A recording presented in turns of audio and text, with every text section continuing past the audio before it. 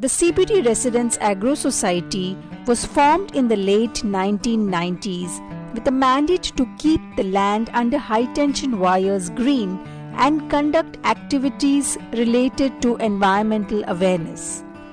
Thus, we started terracing the land, built a well, and started planting plants and trees.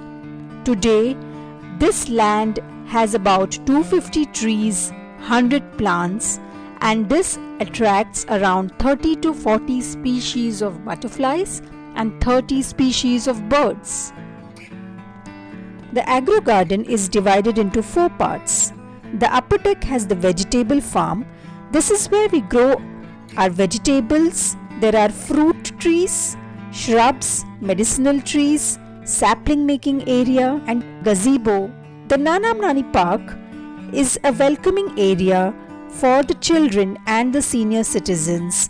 This is where we also have our sale counter where we sell our vegetable produce on a bi-weekly basis. The third lower deck part is where we grow our leafy vegetables, gourds, medicinal area, fruit trees, and also flowering plants. The fourth part is the butterfly garden and the botanical park where we have medicinal herbs, flowering plants, the host plants for butterflies, an orchid area and a lotus pond. Takes immense amount of efforts to maintain, nurture and improve the green environment around us. And there are 2 major aspects which actually help this. One is monitoring this area day to day, and second is availability of funds. The first part, we have an able team of senior citizens who take care of it for the day-to-day monitoring. But about the funds, we have our income source in a way of nature trails, drives and workshops, and we have the vegetable sale, which is the maximum amount which we have as a regular income.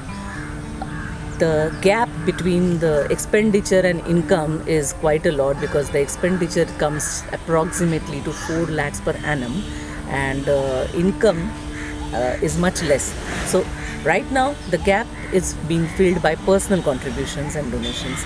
If you believe in this green philosophy and effort, we invite you to support CBD Residents Agro Society by way of your contribution.